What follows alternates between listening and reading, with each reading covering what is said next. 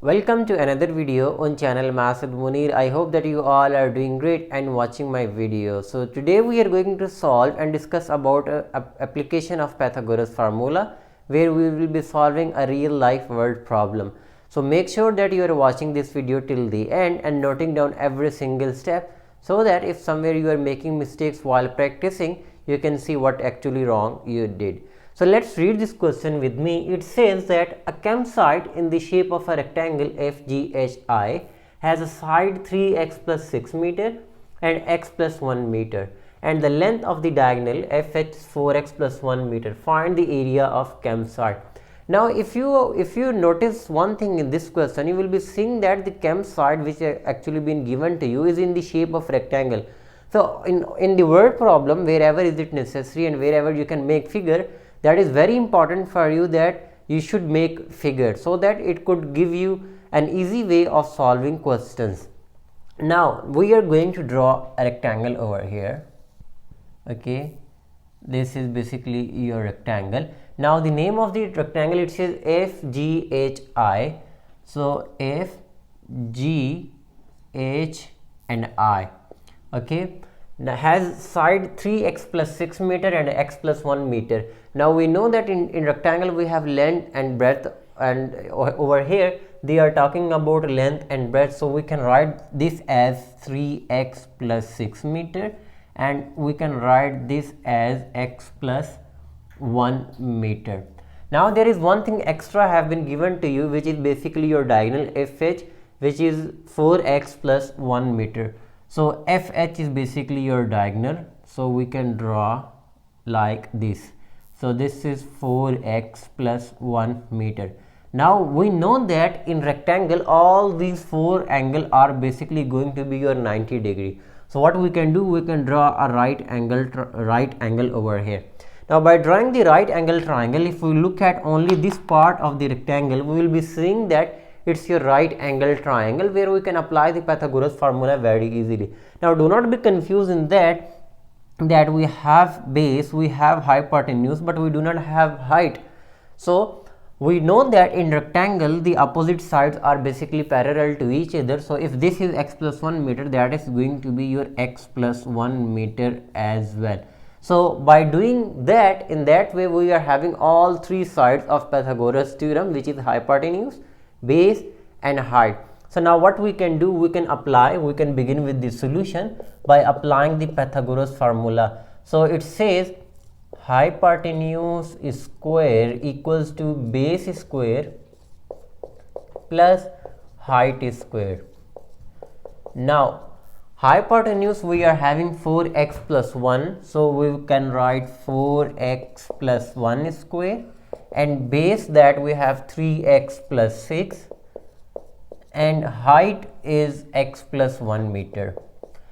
Now in order to solve this mathematical equation, what we need to do, we have to open the formula for a plus b and a plus b whole square. So and we know that a plus b whole square is basically a square plus 2ab plus b square. So we can write 4x square, which is a square, plus 2 into a into b plus b square, equals to, we will applying the same formula over here, 3x square plus 2 into a into b plus b square, plus we are applying the formula over here as well, a square plus 2 into a into b plus the b term is 1, so we will be writing 1 square. Now we need to open these terms, so it's going to be 16x square plus 4 times 2 8, 8 times 1 8x plus 1 equals to 9x square plus 3 times 2 6, and then 6 times 6 is 36x plus 36 plus x square plus 2x plus 1. Now in this mathematical equation, what we need to do, we have to keep one side the like terms, and we need to simplify. So 16x square plus 8x plus 1. So let's solve this first. 9 plus 1, that is going to give you 10x square.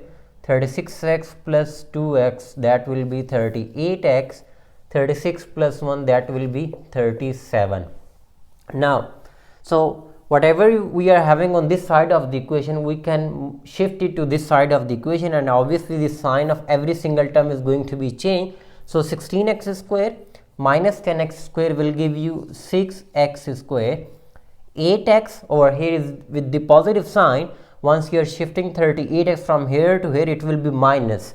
So 8x minus 38x will give you minus 30x. Be careful with the sign over here. Most of the students are making this mistake. Now plus 1, when this 37 will come, again it will be minus. So 1 minus 37 will give you minus 36, and we can write it equals to 0.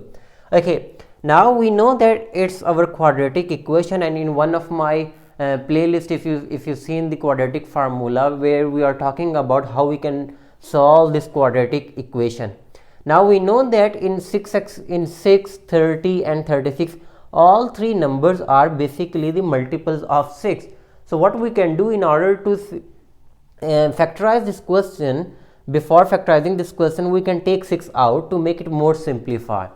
So the more smaller your number is, it's more easier for you to factorize your question. So if somewhere you are seeing that you can take some terms common, then you should go for it. So I am erasing this part to have more space, and do not forget that we need to find the area. So I am erasing this question as well to have some more space. Okay, so once you are taking 6 out, it will be x square minus 5x minus 6 equals to 0. Okay, 6 is multiplying. When it go to the other side, 0 over anything will give you 0. So x square minus 5x minus 6 equals to 0. Now we need to break this 5x, okay, the middle term breaking or factorization. We need to break this 5x into such a way that in a way that whenever we are having two numbers, we multiply them, we should get minus 6x square, and we add or subtract them, we should get minus 5x. So x square minus 6x plus 1x are the two factor. Why they are the two factor? Okay, add both of them, minus 6x plus 1x, that is going to give you minus 5x, which is actually required. So once you multiply them, minus 6x in times 1x, it will give you minus 6x square. Now you can take x common over here, x minus 6, then plus 1, x minus 6 equals to 0. You can write x minus 6 into x plus 1 equals to 0. Okay, so we got two factors multiplying x minus 6 and x plus 1 that are equals to 0, and we know that when the product of the two terms equals to 0, it means either this one is 0, either the first one or the second one is equals to 0. So from here we will be getting x equals to 6, and from here we will be getting x equals to minus 1. Since we are talking about lengths over here, and we know that length can never be negative over in this case, so we can ignore this value, okay, and we will be keeping x equals to 6. Now once you are taking the value x is equals to 6 and you are putting it over here, this length is basically 3 times 6 plus 6, 6 times 3, 18 plus 6 is 24 meter. Do not forget that most of the students are trying to end their questions over here.